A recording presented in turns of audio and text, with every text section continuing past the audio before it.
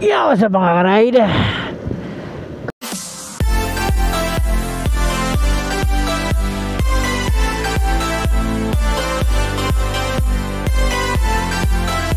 Good evening, good evening, good evening. Nabulol na. Uli, happy birthday.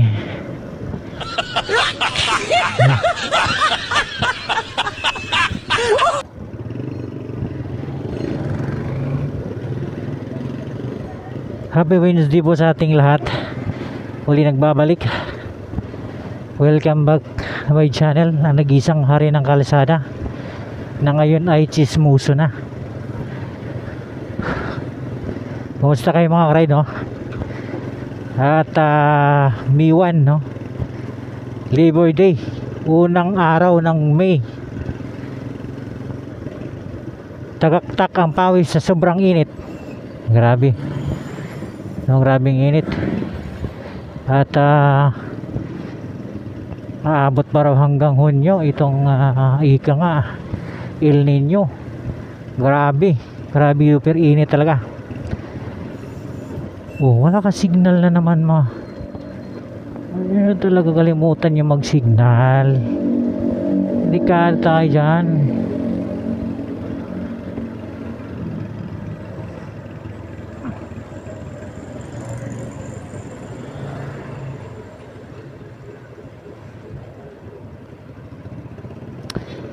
Muli mga karide, no? Magandang gabi po sa ating lahat. At no, na kung saan ay namamayagpag na naman mga karide, no? Mga karide, hindi lang yon, dahil hindi lang siya binibisita o binisita ng ating mga kababayang kapwa vlogger, kundi pati yung mga vlogger mga karide sa ibang bansa. At minensyon nga nito mga karide ng Diwata Paris International. Wow, grabe, no? Grabing kasagsagan sa kasikatan ng ating diwata. At kung saan yun nga, marami ang mga vlogger, content creator na bumibisita ika nga para magkaroon ng content. Siyempre, no? Hindi natin yan ipagkakaila. Hindi natin yan may pagkakaila dahil mas lalong nakilala ang parisan ni Diwata dahil sa ating mga vlogger, mga content creator. Although may mga iba na kung saan ay kumukontra, no? Nagagalit, kika nga sinisiraan pa nga itong ating Diwata na si ating ang kanyang Paris Overload na makabisita nga nito. Ano yung talagang matikman natin yung kanyang overload na andyan na lahat, no? Unlimited sabaw pa, no? Alam naman natin mga karide na marami talagang mga content creator, mga vlogger na bumibisita para magkaroon lang ng content kasama nung ika nga namamayagpag na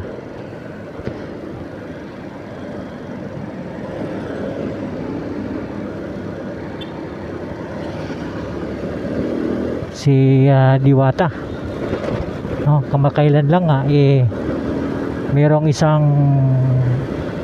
kano na bumisita sa kanya at yung mention nga ng mga karide na ang Diwata Paris ay international, no? Baga andyan yung kasagsagan ng kasikatan, di ba? Ganyan naman talaga tayo, kung saan yung maraming pulutong andun tayo makikiunpok kasi maraming tao So hindi naman yan ipagkakaila, at saka hindi naman masama yan kung ang intensyon natin ay magkaroon ng content, pero huwag namang umabot na kailangan pa nating siraan kang anong mga nakaraang buwan, kung hindi pa nagkakamali na siniraan nga itong parisan ni Diwata na porque hindi masarap.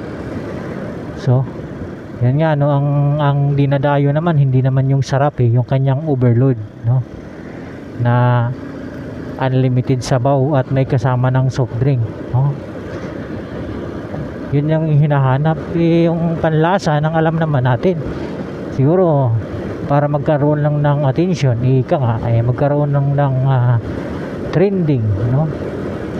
para mapansin lang, kailangang siraan. Pero naman mga ka-ride, pagdating tayo ng mga Pilipino, pagdating po sa mga pagkain, pinapatulan lahat nating pagkain yan kahit saan na yung lupalop ng bansa natin, kasi alam natin talagang in na in, yun, lalo yung mga bagong sibol, ika nga bagong labas ng mga kainan, talagang pupuntahan, kasi hindi naman tayo naghahangad nga ika nga na masarap, kundi doon tayo sa mura lang, busog ka pa, yun yung mahalaga dun yung pinaka-importante nun, na mura lang, tapos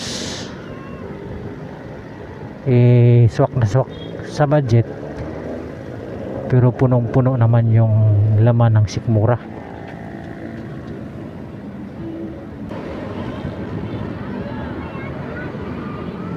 Wawa naman itong mga anak at mga bata na ito, ang bata-bata pa, pasan-pasan na yung mundo.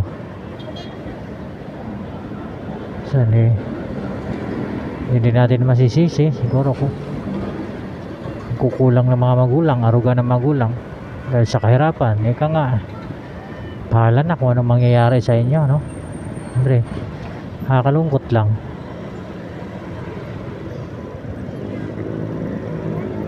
Dahil nga sa mura nilang kaisipan, natuto na silang mag-lakwatsero, lakwatsa. Natuto na silang maraming mga ganyan tayong mga Pilipino, no? Alam natin yung mga panlasa natin hindi tayo namimili.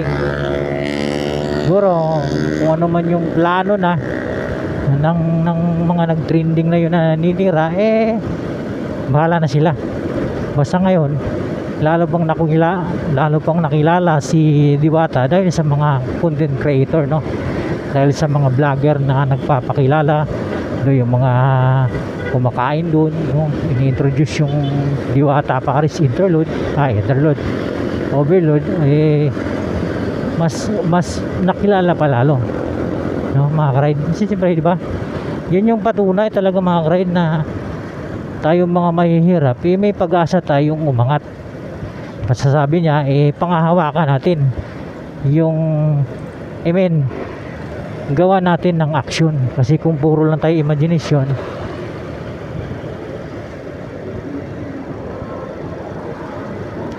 kung puro lang tayo salita, wala naman tayo sa gawa, wala ding mangyayari. Sabi nga ni Diwata, kailangan may action, may solusyon.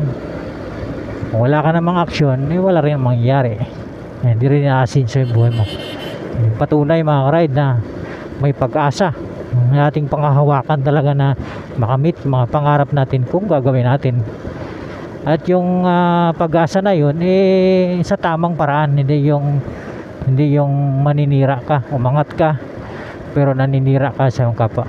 Yun lang mga ka-ride, no? Nag-react lang tayo kasi medyo talagang ika nga naantig tayo sa mga pangyayari kung saan nga marami ng tagahanga, marami ng pupunta kay Diwata para nga hindi lang naman siguro para matikman yung kanyang overload, kundi para siyempre ma-meet in person ang Diwata, ika nga. Maraming salamat mga ka-ride. If you like this video, please like and share. Don't forget to subscribe my YouTube channel lang, nag-iisang hari ng kalsada, no other one but the only one, Road Rider. Bye bye.